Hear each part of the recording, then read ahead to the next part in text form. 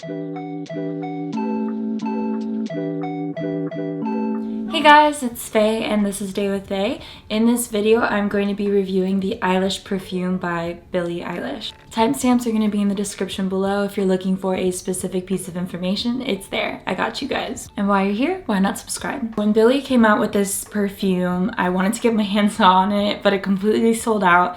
And it's sold out again, so I'm pretty sure they're gonna have another restock. But for those of you who are wondering if it's worth it, let's get to the bottom of it. Here is the packaging that she comes in. It's really, really cute. I love how luxurious, which is crazy because she's pretty young. Alexa, how old is Billie Eilish? Billie Eilish is 19 years old. Would you like to hear where Billie Eilish was born? No, I'm good. She's 19? I could have sworn I thought she was older than 20. So what I was gonna say is the packaging seems really mature and very womanly, which is very surprising because she's 19, and when I was 19, I was a huge goofball. It says, a scent that I have been chasing for years and years. I absolutely love the gold. It's very beautiful, just elegant. For those of you wanting to know the size, it's 3.4 fluid ounces or 100 milliliters, and you can only buy it in one size, which I kind of wish that they would have a smaller size. And Billie is vegan, so this whole thing is cruelty-free and vegan formulation. Let's talk about how it describes the fragrance. Eilish is a captivating amber gourmand. Okay. Okay. It's fine. Eilish is a captivating amber gourmand that attracts you with a warm, magnetic, sensual scent that is for everyone. So let's talk about the top notes. We have delicate sugared petals, accented by juicy mandarin and red berries, inviting you to experience this alluring scent. I'm definitely a huge fan of mandarin. I do like floral smells, but sometimes floral smells can smell a little bit too kind of like 80s old woman perfume. So top notes are what you smell first, and then you follow into the heart notes, which is what comes afterwards. And for that it says, immerse yourself at the heart of the fragrance as it unfolds with soft spices, rich cocoa, and creamy vanilla. Now, I'm a huge vanilla hoe. I haven't experienced cocoa in a perfume on this channel, I believe, so that's definitely gonna be interesting to see how those combine, especially because it's florally and fruity at first. And then we have the base notes, which is what it smells like throughout the rest of the day, pretty much. So it says, sleek woods and alluring musk leave a lasting impression that is warm, sensual, and powerfully you. So I definitely love musk and I love woodsy smells. Again, it's gonna be interesting to see how that interacts with the floral top notes. I've never really seen a scent profile change so much. Let's take her out. Ooh, so this is actually pressed on. So on the back you can feel that little detail. Can we talk about what a stunning design this perfume bottle is? It reminds me a little bit of the KKW fragrance with the body where it was molded after Kim Kardashian's body, but this I believe is Billie Eilish's face and body. I mean, I think so. I don't know if this is normal, but mine has a little crack here. I'm thinking that that's not normal, but it's so pretty. I love the sharp cutoff right here. It just makes it feel like a piece of art. I think that this is the most artful piece of a perfume bottle that I've seen, at least on my channel. And I love that this is just something that is so pretty that I could put on my desk as kind of a piece of art. Without further ado, let's put her on. Ooh.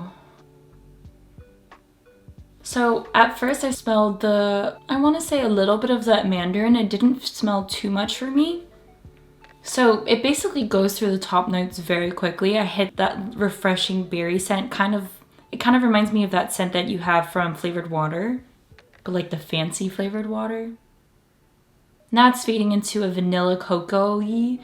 I want to say it's like a more advanced Cocoa Puffs flavor. It's not Cocoa Puffs, but it's like if Cocoa Puffs grew up and became mature, then that's what that's what I would be smelling.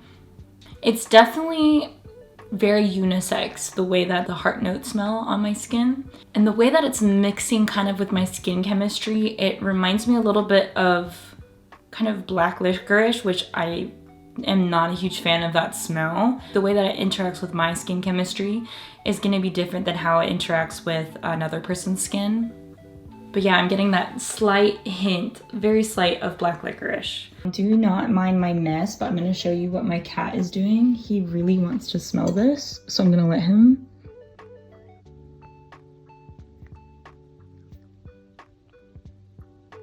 Yep, that's where it is, Papa. He's twitching about it a little bit. It seems like Yoshi's definitely very interested in the smell because he's licking his lips and now he's going into his food bowl to eat. So it smells delicious to him. And he definitely gives it a 5 out of 5 for sure. I wouldn't really say it has like a woodsy smell. When I think woodsy, I really think of I don't know, when you go camping and you have a fire on and that embery smell, that's kind of what I get from woodsy, but I'm not smelling that exact same thing on my hand specifically. And the vanilla is very muted. It kind of reminds me a little bit more of cocoa butter. And it feels like it's fading quickly. So I am gonna insert like a longevity test and see how it smells in an hour, a couple hours. Don't worry, I'm parked. It's been about an hour since I put on the perfume and it definitely still smells. I feel a little bit more vanilla-y, kind of cocoa butter scent, but I would describe it kind of reminiscent of the vanilla perfume at Bath & Body Works. So it's towards the end of the night. It's been a couple of hours and it still smells a lot like vanilla. It doesn't have any musk whatsoever or wood element to it. So it's pretty much just that vanilla. But if you really like vanilla Bath & Body Works smell, then that is definitely what you're gonna be smelling. So from on a scale of 1 to 5, 1 being I hate it, 2, I don't like it, 3, I'm neutral about it, 4, I like it, and obviously 5, I love it. I am actually going to give this perfume, I'm gonna give this perfume a 2.5. I feel like I would have been more neutral towards it, but because of that licorice component that's coming onto my skin, and I really don't like the smell of licorice, and I think licorice is kind of you either love it or you hate it.